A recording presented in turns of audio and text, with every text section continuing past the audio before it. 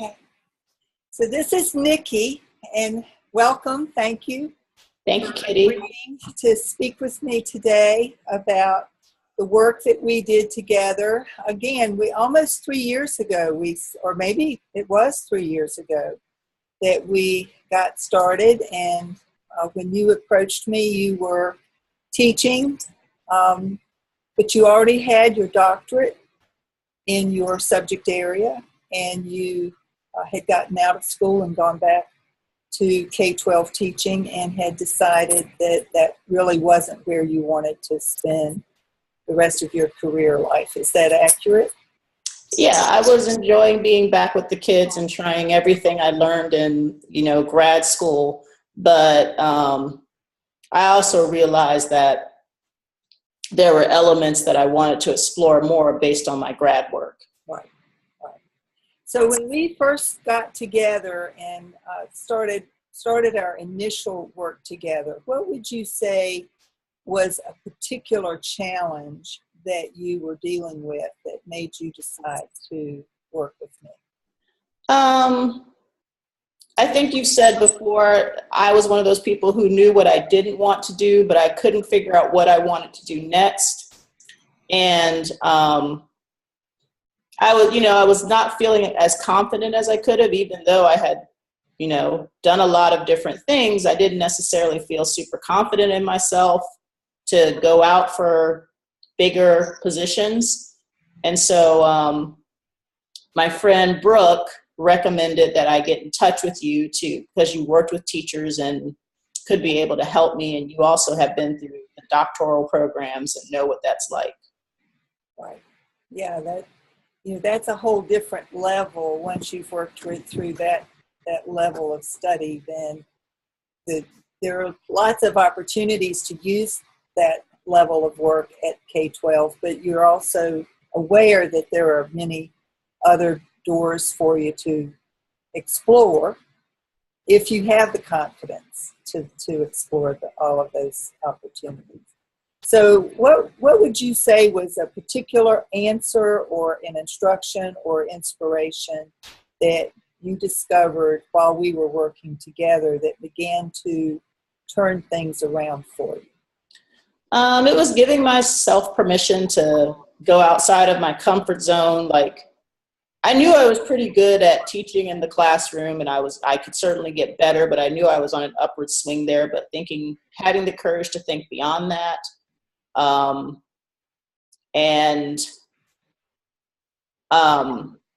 Sometimes you and I worked together for a while and there would be ups and downs, and sometimes we met in person and I wasn't always very positive, and you said, you're not being very positive about this. Sometimes I would get a lead on something that I thought I really wanted and then it wouldn't work out. And so you helped me with the disappointment of that. So all of that roller coaster up and down of the search, as well as making my resume, I had a resume, but getting to start to, when I applied to positions, focus on my achievements related to those positions that would feed in, because, my background is a little weird to try and find a niche for. Yeah, because your area is in chemistry, and so it's very highly specialized, especially given that you have the advanced degree. So I'm glad you mentioned the roller coaster, because that is part of the job search. There are ups. You get excited about the possibility of something, especially if you think you're a perfect fit. And one of my coach colleagues refers to job crush, that people develop a little bit of a crush on one specific job, thinking that's the perfect one. And then you go through the process and either you never get the invitation to the interview and you don't know what you did wrong that led up to you're not getting that opportunity to at least interview with people. Or you get through the interview and you think, oh, well, that wasn't what I thought it was going to be at all. And you had that experience a time or two. You went through the entire process and then decided, that wasn't what I was thinking it was going to be at all. They're not offering the support that I think I would need in order to do a particular job or that particular job. And so between the two of us, you develop the courage and the confidence to be able to walk away from an opportunity or two, which is really, I mean, that's unusual in and of itself, that you're able to say no thanks to something that doesn't feel like the right fit. And I think you made the right decision each of those times. So that roller coaster, though, ups and downs and peaks. Yeah, or sometimes I thought even if I didn't think I was the person for that job because it didn't quite, like you said, it wasn't necessarily the right fit, and it was tough. But it is tough, and it takes courage. But you have that.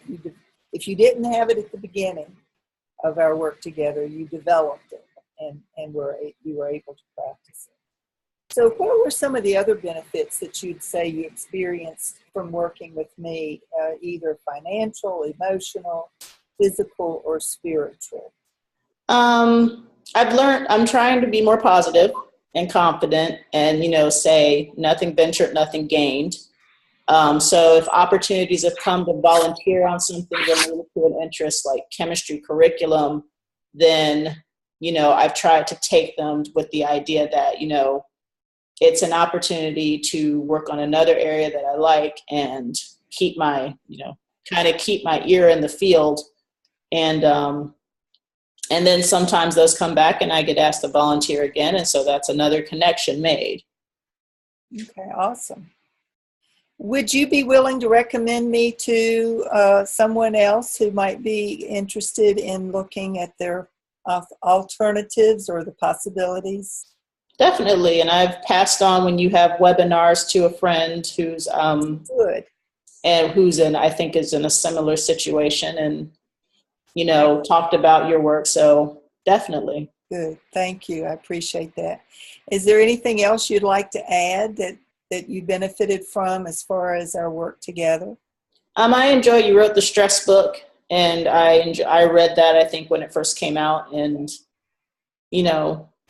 really enjoyed the book. And I think it gives a picture of who you are. I appreciate that you're honest. So sometimes when I wasn't putting my best foot forward after one of our first face-to-face meetings, you said, you didn't get the best impression. Not in a mean way, but well, and I remember that conversation, and my reaction was that you were really sort of closed off to the various possibilities. If I offered something, you had a reason for why that wouldn't work. And so we worked through that, though, so that you became more open to the possibility thinking that led you to where you are now. So I couldn't be happier for you we worked a long time to get you where you are. And we did experience a lot of ups and downs, and there were times when you were really down on yourself, and I had to try to say, Nicky, that's not who you are, and it's not where you want to be long term. So I learned a lot too. You and Brooke, your friend Brooke, and my friend, and earlier case study, I was learning too, along with you all, because the two of you were two of my earliest clients, and I really appreciated that you each had put faith in me and my ability to guide you through, to be your guide, to help you find where you landed. And your LinkedIn work. Good. So I didn't even have LinkedIn because I'm not a big social media person. Right. So, but I did eventually make a LinkedIn and start to use it to research, even if I did research positions or research. Good.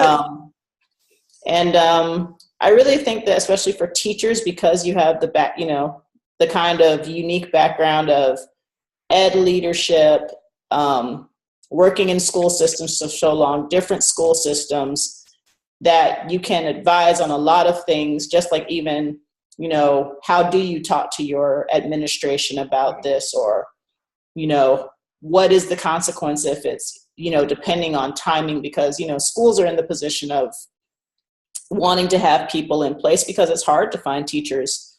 So, and it's getting harder because a lot of people are calling me to say, I just can't do this any longer. It's just, and some people are out on medical leave because they have issues.